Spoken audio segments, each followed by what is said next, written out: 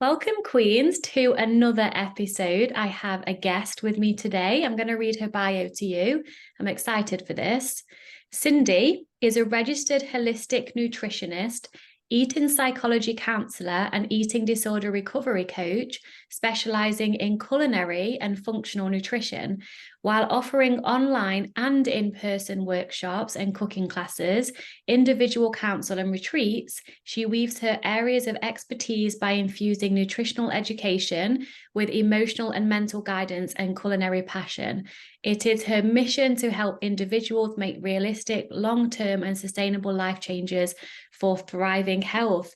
So Cindy, welcome to the Body Love Binge podcast.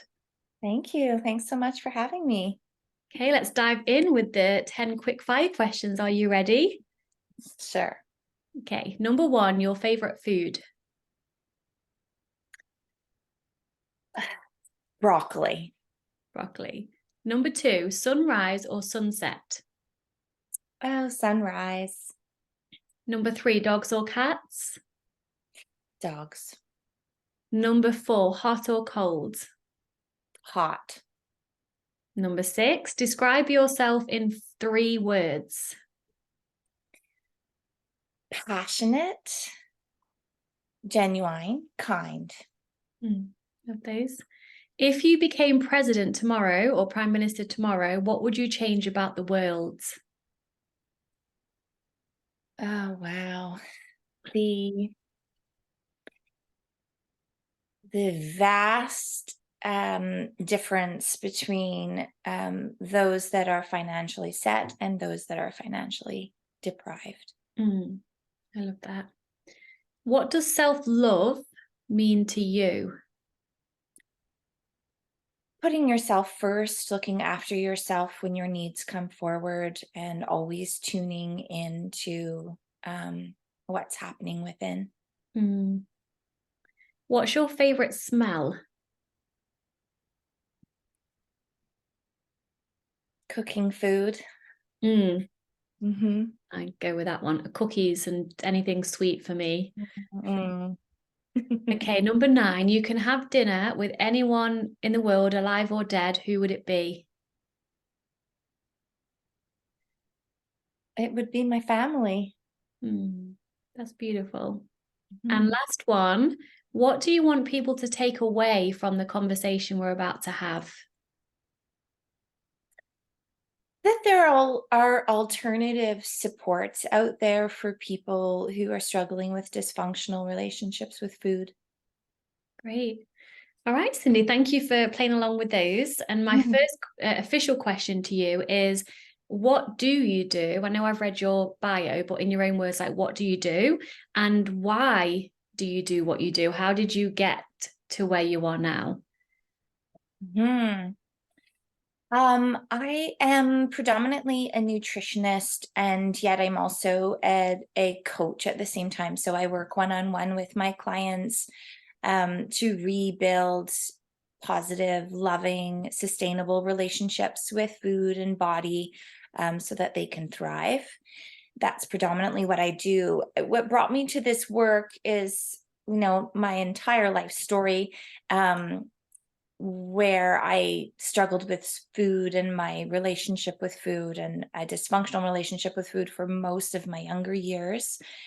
And then in my early 30s, I actually had colon cancer, and I was on a bit of a different trajectory in my life. And that really threw me a big curveball, and also a massive opportunity to do something different and more aligned with my life. So I started studying nutrition at that time, and went down the path of becoming the support for people out there that I didn't have when I was younger, and creating a really sustainable relationship with my own health so that I could provide help for others. Wow. So going back to your eating disorders, when did they develop? Do you remember like the age, and did you ever find the reason why? I was a competitive gymnast for my younger years. That started very young, about age 6. And I loved gymnastics. I was good at it, and it was a beautiful community for me.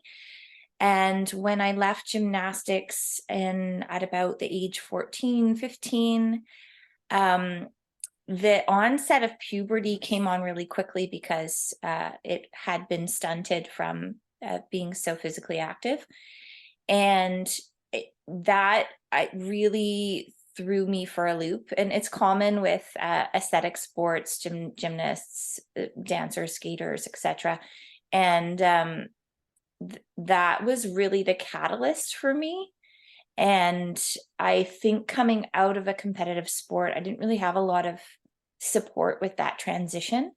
Mm. And so my community changed. It's also a very difficult time in a young girl's life. And I also had a very complicated relationship with my mother during that time. And so I just turned to the eating disorder to help myself cope and help myself find control during a difficult time in my life. Mm. So I believe that's kind of where it all began. Yeah. Would you say, so I'm assuming it was a restrictive, well, I believe all of them are restrictive eating disorders, but the typical anorexia type restriction, is that what you started with?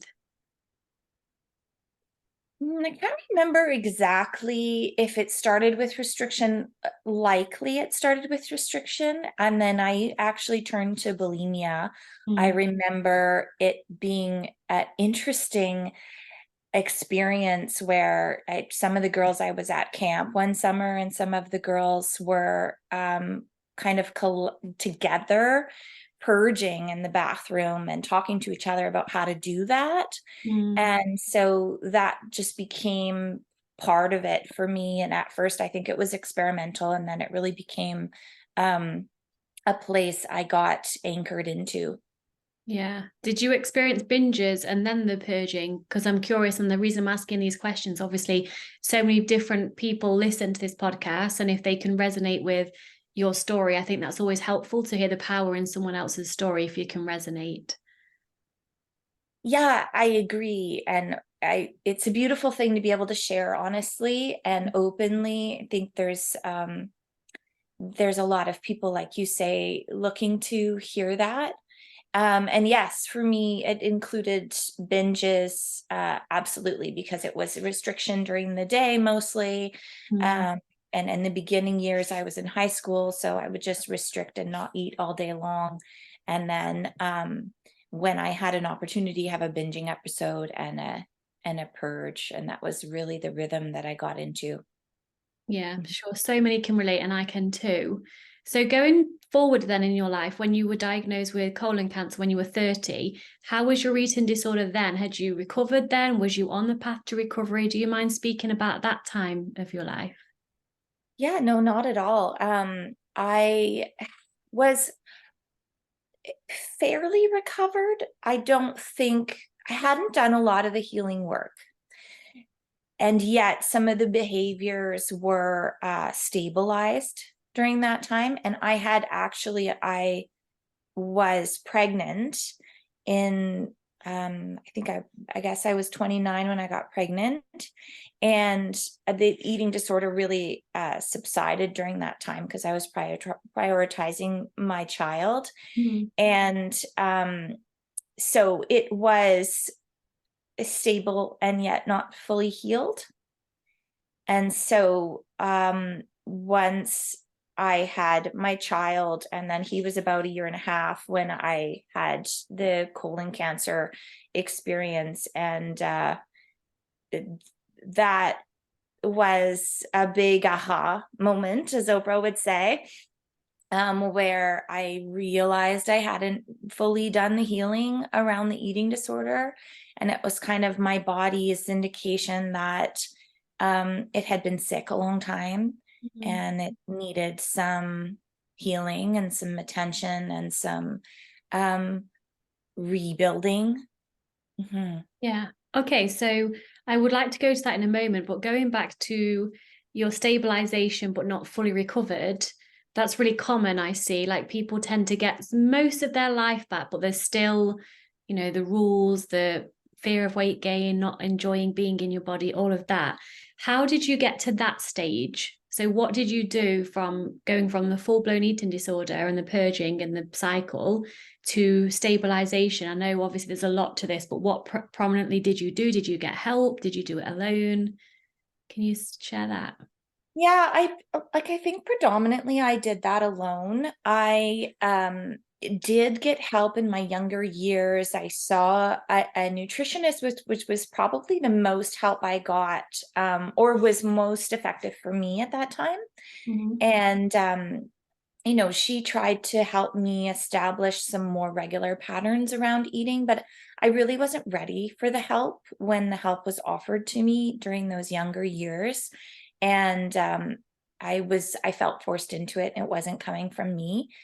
And then when I moved away from home, and I kind of like, I had a few years where the eating disorder was really bad and at probably its worst in the beginning. And then I moved around a little bit with my partner at the time, who's my husband now.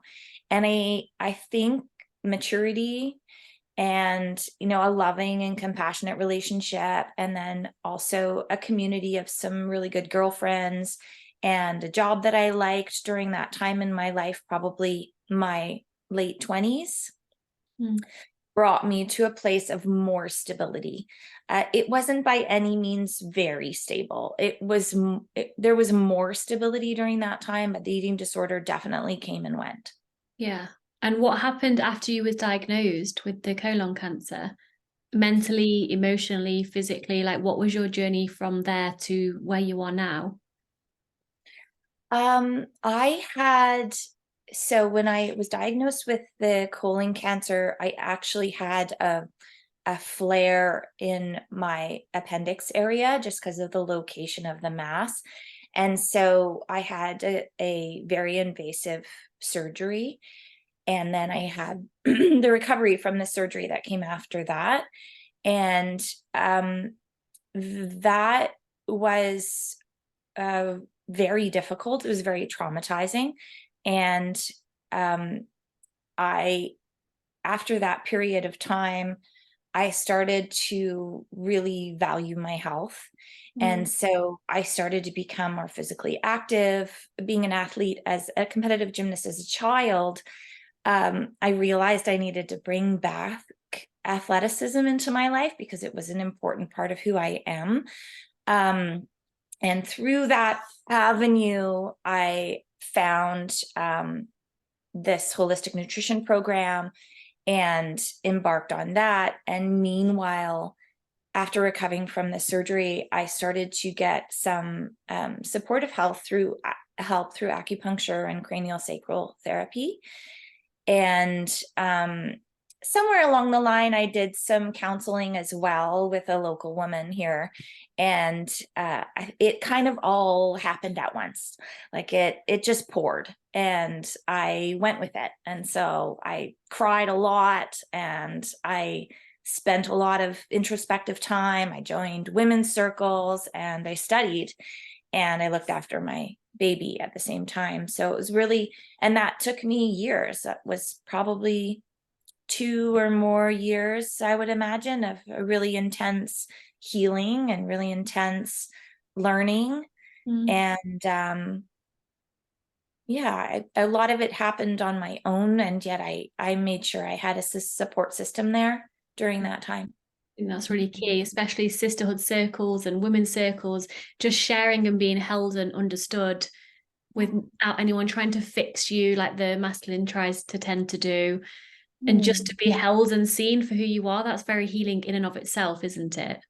Yeah, sure is. Yeah. Mhm. And so do you think, I mean, this is quite a harsh question in a way, but do you think somehow from your past eating disorders, it was linked to the colon cancer somehow, as in kind of a causation of that? What's your opinion on that? Absolutely, I do. I think you go through a journey when you have cancer, although I can't speak for everybody, but for me, it was really, I got to a place where I'm like, how did this happen? Mm. What did this come from? And did I cause this cancer? And the medical system was, they called it sporadic. They said, there's no reason why a 32-year-old woman should have colon cancer, and we don't really have the numbers to plug into a system for that. So we have no insight for you on the cause. And yet knew, I think I knew, and through the energy therapy that I was going through, we really tapped into the knowings of the body and a lot of old grief and trauma. And I knew, from a physical perspective that, likely the lack of food, the lack of fiber, the lack of nutrients for so long had physiologically created illness in the bowels. And of course, the purging as well, the binging and the purging creates a lot of damage in the intestinal system. And energetically and emotionally, I also knew that I had not looked after my body for so long.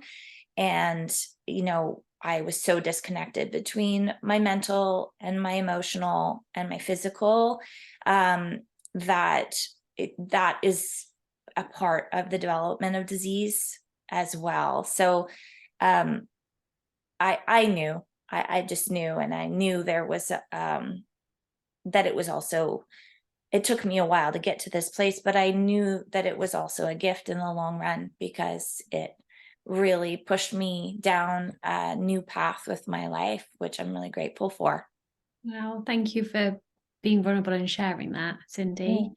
Mm-hmm. If a client came to you with disordered eating, dysfunctional eating, eating disorder, how would you, I know everyone is so different, but what are the type of modalities you would use to support that client with? Like, would it be body image, food behaviors, all of that together? Like, do you mind sharing what your process kind of looks like? Yeah, absolutely. I will, every client to me is a new story. I don't, as much as I use a lot of some of the same tools and techniques with a lot of my clients, how I work with them is very individualized. So some of my clients really need a lot of nutritional guidance.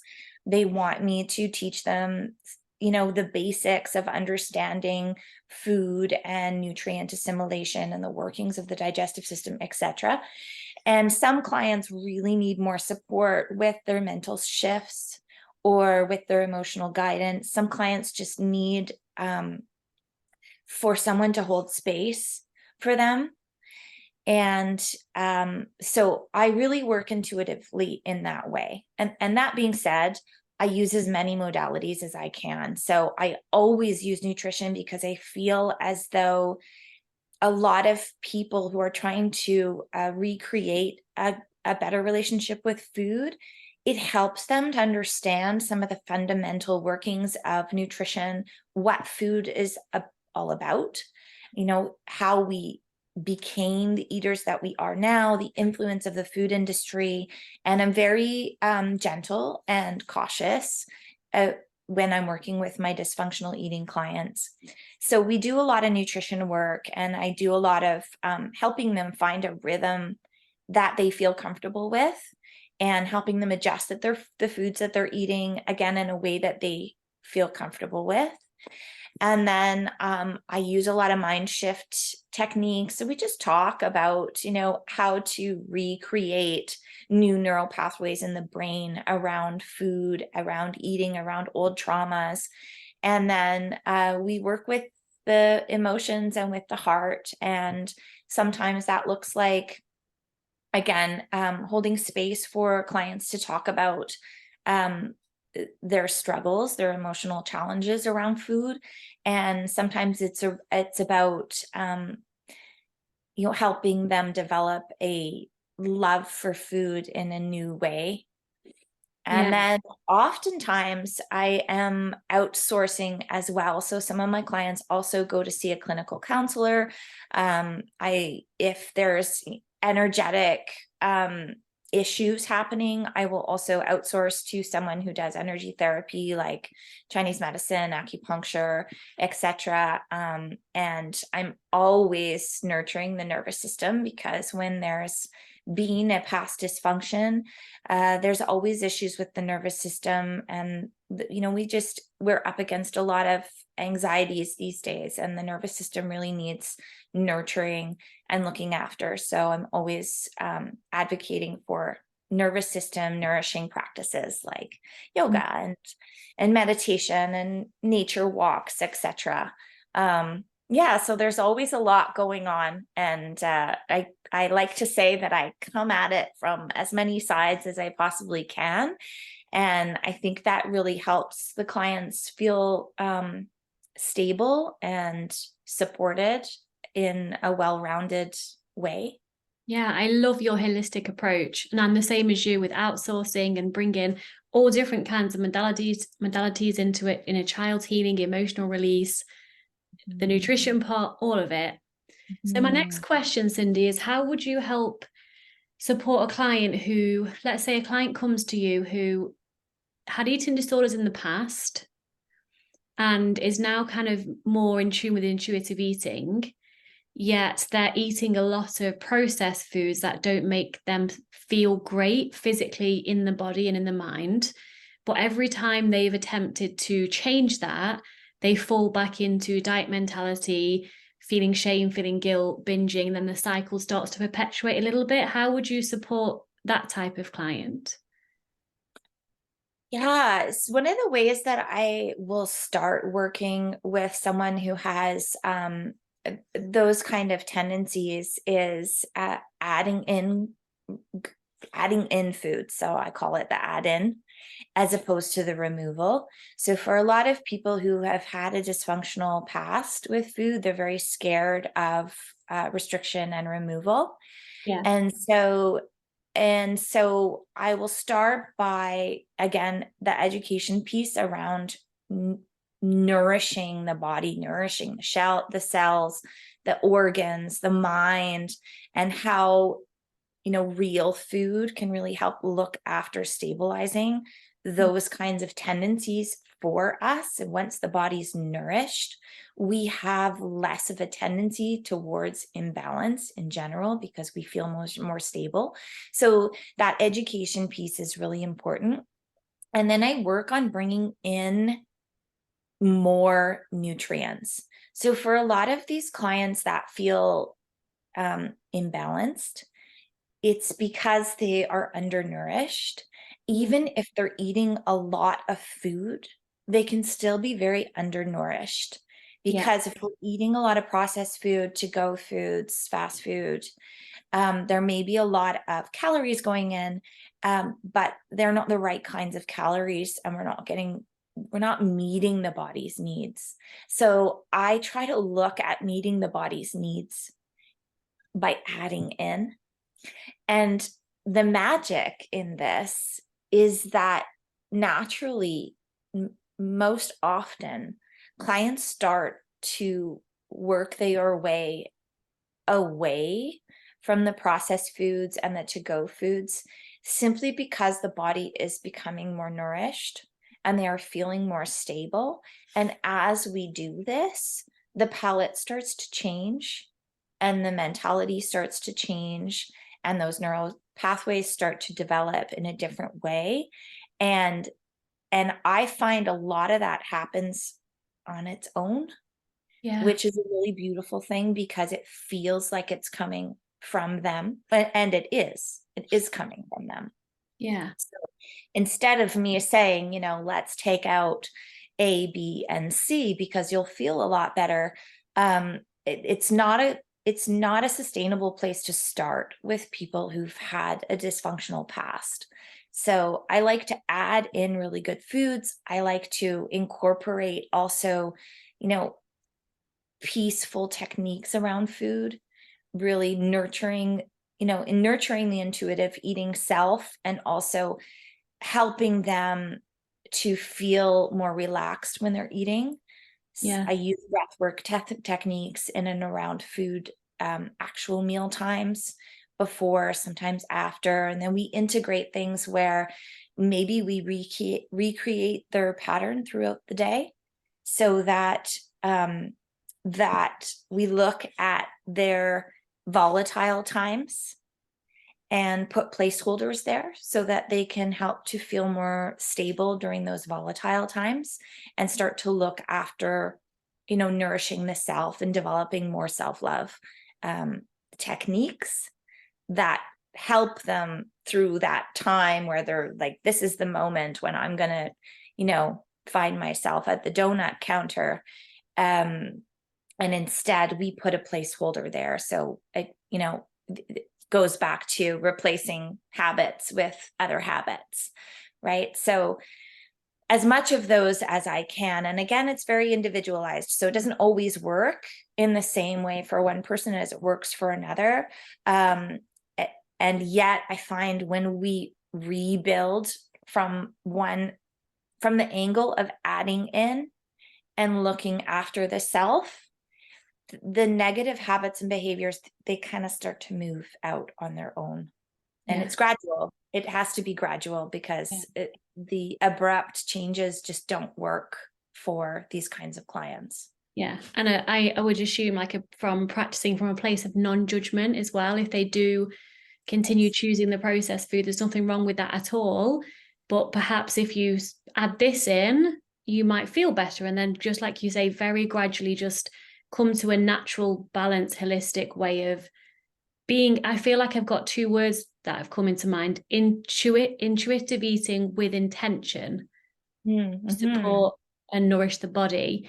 And before I ask my next question, I do want to just speak to my listeners for a moment and make this really clear, because I have a lot of listeners who are in anorexia recovery, bulimia recovery, who might cling on to this conversation and then start judging themselves for eating donuts, when actually that's probably exactly what they should be doing until the weight restored and until all of that. So just speaking to those of you that are listening and the eating disorder is latching onto this with seeing it as permission to restrict. No, this is not permission to restrict. This is, I guess, the next stage when you're more a bit stable and you're wanting to nourish your body, and you've let go of all the restriction and the shame and the fear around eating in general. Yeah. And to further that, I like that you bring that up. That's important. And to further that, there's always an important takeaway in those moments. And so if the donuts are coming into your day, there's learning there. There's always learning there. So what am I trying to fulfill, and what's being fulfilled by the donuts? And that's, maybe it's not wrong, because there's a teaching there. There's a learning lesson there. And it's never wrong to reach for the thing that's working for you in the moment. Yes. And yet it's an opportunity to learn every time. And sometimes the body might actually want and prefer the quick calorie, sugar, depending on the person, depending on the body, all of that. Because when I was in recovery, if I tried not to have the processed foods, I would end up eating it even more and feeling bad about it and restricting anyway. So the more I allowed it and then started adding nourishment in, everything, like you said, starts to just naturally just even itself out. So thank you for speaking to that. And I'm curious, I don't normally ask this question because it can be triggering for some, but I'm curious just for myself as well. What type of a typical day for yourself, obviously with no amounts given or numbers or anything like that, what's like a typical day's eating for you, where you would look at that and say that is like a really self-loving, nourishing day of food? What does that look like for you? Because I'm curious. For me personally, or for okay. Yeah. Yeah, I actually eat a lot. I love to eat. I always have loved to eat. I think it just, I got caught up in the dysfunction for a while. And a typical day looks like I go for some kind of time outside in the morning, and then I have a smoothie, or I have some eggs and kimchi and salad and something yummy. And I have a snack mid-morning, something small, and I eat a big salad for lunch. And I usually have an afternoon snack, and then we have a dinner together that varies. We eat out of the garden a lot. I shop at local farmers markets a lot. We locally source as much as possible. We live in an area where there's a lot of growers here, which is really amazing. And I also really eat intuitively. So if I'm very active one day, my volumes are going to change. I don't pay attention to volumes. I go with what my body is looking for. And I eat predominantly real food as much as I can. And yet nothing's off the table. I just know what works for my body and what doesn't work for my body. And so the foods that I don't eat, it's simply because they are troublesome for me physically. But I have an intake of food every 2 to 3 hours, and that really works well for me. And I'm also a very active person, so I do need a lot of caloric intake regularly throughout the day. Yeah, does that answer your question? Yeah, thank you for sharing. And let's move now on to body image, because if you was to guess a percentage of how many of your clients that come to you with food, dysfunctional relationship with food, struggle with the way their body looks, what percentage would you guess with your clientele base right now that struggle with body image? 80 to 90%. It's pretty rare that a client with a dysfunctional food relationship, current or past, doesn't also struggle with body image. It does happen. It does happen, but the percentage is quite high. Yeah. How do you help your clients navigate that? Because for me, my biggest fear was gaining weight. And I knew that when I was in the eating disorder, I knew that I wasn't at my natural healthy weight that my body wanted to be at, hence the restriction. How do you help clients overcome their bodies changing when they're nourishing themselves and recovering? Well, one of the main ways I do this is I encourage embodiment practices. And so anything that can bring the person into their body and experience their body in a connective way, in a loving way, really helps support more positive body image tendencies. So that will look like, dance is an avenue that I use a lot, and that works for a lot of women, especially. Dancing, yoga, again, meditation, breath work, walking, and getting into the body as much as possible. So embodiment is definitely an area I work with a lot. We also use the journal practices, and I have worksheets that I give to my clients that help them bring attention to different areas of their body, and also help cultivate the self-love and self-esteem, self-confidence. I also often am helping my clients outsource an avenue that's, like I mentioned in the beginning, like a women's circle or a group where they can get together with other people in a circle that is a supportive environment. And sometimes this can be a yoga class or a dance class. So that's there as well.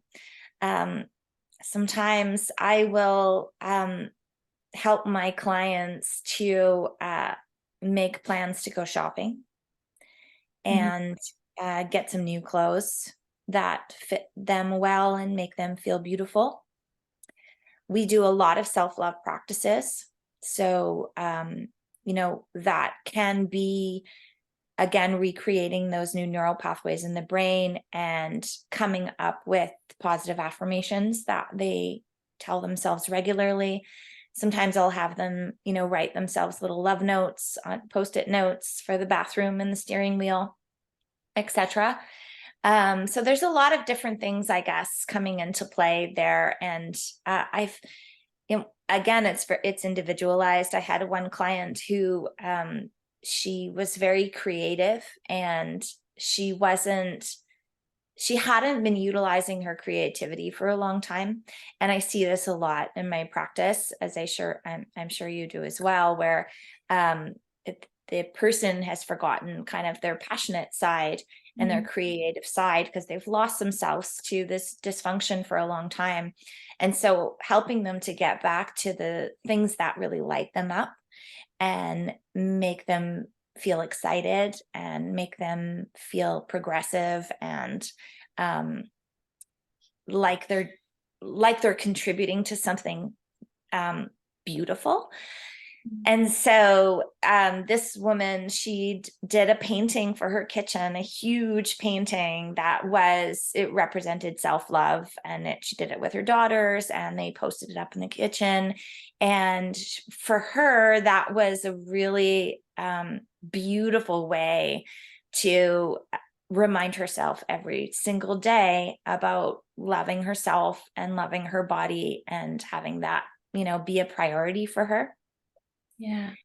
So there's a lot of different practices. So it's hard for me to answer, A, B, C, because I don't feel like it always works that way. For me, coming back into athleticism and into athleticism in a new way, a very respectful, kind, intuitive, loving way, was really healing for me, for my own body image issues, and also coming back into dance as well, because I was a gymnast. I went into dance as well, younger years. And so coming back into those passions in a new way as an adult in an adult body was really healing for my own body image. So I often use those practices with my clients, but again, it depends on who they are. Some of them don't really, they're not feeling called to the movement as much as others. So for some, it's more of like meditating on it and bringing in those self-love practices. Yeah, I love that. So I'm hearing it's a lot of emphasis holistically, obviously being in the body, building that connection and relationship with the body instead of objectifying it and taking the attention away from what it looks like and how you feel in it. Yeah. Absolutely. And it's a really great example for this is in my work, I will often, with certain clients, we will talk about putting away the scale. And part of the encouragement that I give around that is that the scale perpetuates this outside influence, this way of saying, this is how I feel about myself, is the number that the scale gives me, and it comes from the outside. And if we take the scale out of the equation and we get up in the morning and we stand on our own 2 feet, take a big deep breath, maybe do a stretch, and take a moment to check in, then we can get a reading on how we're doing from the inside. And the more we can get a reading on how we're doing from the inside, like you say, the less emphasis that we will put on the readings from the outside. Yeah, I think that's so important. That was something that really helped me, was to practice dropping all the external stuff that was keeping me stuck and just practice being in a body, having a body, not really focusing on the image. That came a bit later with the body positivity and all of that, but just actually dropping from my head into my actual body and walking, which I do and have done every day, but actually being in your body when you're walking and actually noticing nature and not just, again, living in your head, counting calories and all of that. It's really healing. it's really healing. And I find I've done these practices with my clients as well, because it's something I've developed on my own. I find I also walk a lot in nature. And I find that I am often doing things with my hands or my feet, or I'll develop a rhythm, or I swing my arms, or I stomp my feet, or I scuff my feet. Mm. And it is this practice of pulling the energy in, pulling the energy down from up in the head and into the body. And sometimes, I'm swinging out a frustration, or I'm stomping out something that feels difficult. And sometimes I'm just enjoying the movement of my body, of my hands, or the rhythm, and those very simple practices, anything that pulls that energy from being up in that kind of busy spot above the head down into the body, encourages that deeper connection with the self that we're really, which is the seat, the root of creating, a more joyful relationship, more positive, more loving relationship with the body. Yeah, Mhm. I love that. How would Mm. you support someone who is constantly, apart from the amazing embodiment practices you've shared with us about being in the body, if someone's looking in the mirror and seeing their body and they hate the way it looks and they're having all this shame around it and they're planning on restricting because that relieves the anxiety in the moment because it's, quote, doing something about it, what kind of mirror work with mindset, if any, do you bring together to help a client feel neutral and accepting of their body, even if they don't like the way it physically looks? Yeah, mirror work, I don't actually use that often in my practice. I find it can be very tricky and triggering for people. And so there's a couple ideas that I have. The first is to um, cover up big mirrors in the house. If they're really big and they're intrusive and they're bothersome, to either get rid of them or cover them up for at least a time.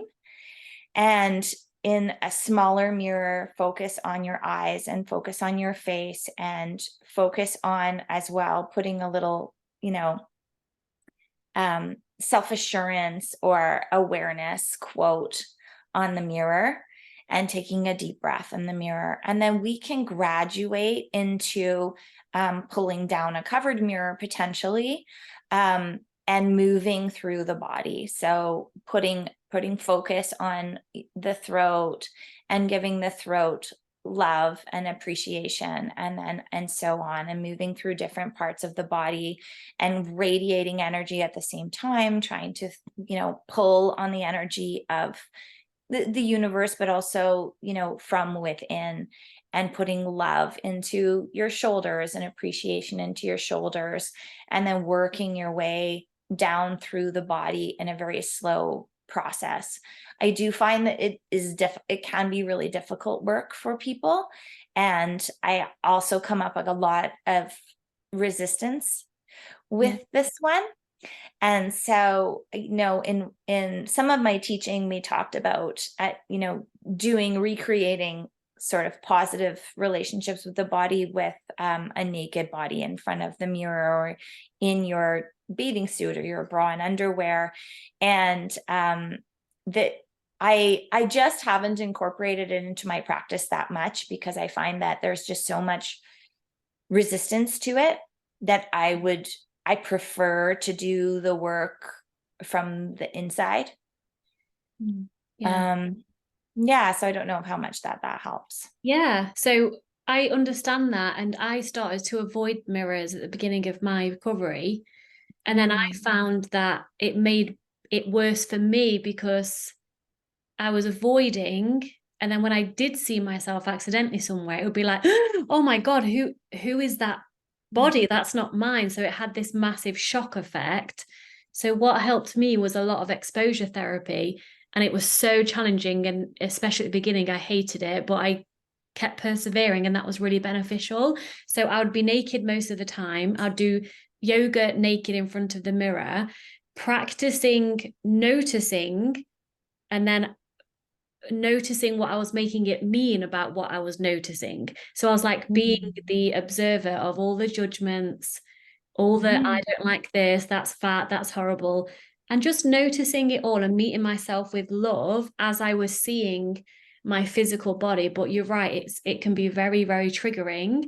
And I love the practice what you shared, because I do this with my clients too, that every single part of your body, forgiving yourself for every time you've rejected that part and sending it so much love. And I advise, especially at the beginning, low lighting, some candles maybe, or if you can dim the lights, some soft music, other than just like going in a changing room where every part of cellulite is like highlighted on your entire body and it's like a traumatic experience, to support yourself in an environment when you're actually going to do the mirror work, because it's not about how your body looks at all. But for me, a big part of it was seeing my body and just being okay with that without trying to run away from it or avoid it, if that makes sense. Yeah, I love that. Thanks for sharing that with me. That's a great, I mean, I can imagine how therapeutic that really could be for people. And I guess I have worked more on the clinical side with the negative self-talk. And Yes. we do a lot of work in session and out of session as homework on the negative self-talk and challenging it and rewriting it in this loving way. But I appreciate the integration of also the mirror work. I can see how effective that could be. Yeah, And especially hard and difficult. it's difficult. It's very Yeah. difficult. That's why I think it makes sense for you to, like you've shared, to have the embodiment piece first.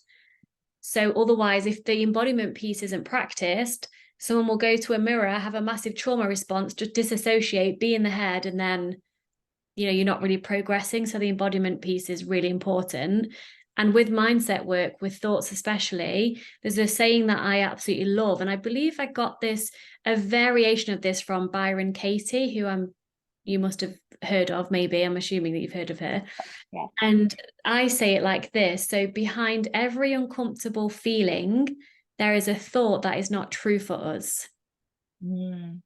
And so anytime we feel anything other than peace, love, acceptance, those kind of flavors of emotions, which is who we really are, if we don't feel those things, it's like a beautiful reminder of like, oh, wait, there must be a thought that's preceded this feeling that actually is not serving me, that's not true for me. And then I can then go to my mind and then with curiosity be like, oh, because I was resisting this experience and I was thinking this, because everything is a story that we tell ourselves anyway, whether positive or negative. So we may as well tell ourselves a story that serves us and brings us back to peace and love. And that's what I did around my body. So if I ever felt tension or shame or disgust looking at myself, I would be like, okay, well, what am I thinking that is causing me to feel that way? And of course, you start off not believing your thoughts, because if you just start off by saying, I'm okay as I am, and you don't believe that, it feels like you're lying to yourself. And then that's where the work is, like underneath all of that. But it's very powerful to use mindset when you've become embodied, because you can't mindset your way out of a trauma response. No matter how hard we try, it just doesn't work. Yeah, so true. Yeah, I love that. Oh, Byron Katie, all the important messages. she's a legend. So good. Yeah, so good. Sorry, go on, Cindy. That's okay. I would love for you to, as we wrap up, speak to how you support women. So you have retreats, you do coaching or counseling, you have groups. Like, what kind of, without telling us all the secrets, what can we expect if we was to come to one of your retreats? The retreats are really transformational. A lot happens at a retreat, and the magic is in the teaching, and yet it's predominantly in the cohesive and the collective that is built throughout the weekend amongst the women. Yeah. And it's not always just women, but predominantly it is women. And these connections that are made through holding space for each other. And allowing the healing to come forward. So the retreats, of course, involve nutritional teaching and usually body work, and often I have dance, yoga as well, and nourishing food, and of course, relaxation, breath work techniques, meditation, guided meditations, those kinds of offerings that all center around healing the food relationship and the relationship with the body and the self. But the magic is really about allowing space for the healing to happen in a very supportive and loving and beautiful environment. Yeah, that sounds amazing. And how do you work with clients now, online as well as in person? Like, how does your coaching counseling practice work? Predominantly my sessions have gone online since COVID. That's kind of the trend. But I do do in-person sessions as well with my local clients if that's what they prefer. So I'm available in both ways. And just no, this was not recorded when I asked you, where are you from in the world if people are in your area? I'm in British Columbia, Canada. So I'm in a tiny little mountain town just outside of Nelson, BC, an area that we refer to as the Kootenays. So yeah, BC. That sounds gorgeous. And is there anything that I've not asked you, Cindy, that you'd like to speak to or share before we wrap up? I don't think so. I think we've covered a lot. Yeah, amazing. So, well, thank you for your time and your wisdom and answering all the questions. And yeah, if our listeners have any questions, can they reach out to you on where's the best place? Instagram, Facebook, email? Any of those will work. I also have a website I'm on all the time and is updated. So if anyone wants to read more about the work that I do or my upcoming programs, it's all on the website, which is cindyspratt.com. But Instagram, Facebook, email, all good ways to get a hold of me. And I'll obviously link everything below so they can just access you easily and click on it. So thank you again, Cindy. Thank you. It's And an honor listeners, to be here. good. And listeners, I will see you next week. Mwah, much love.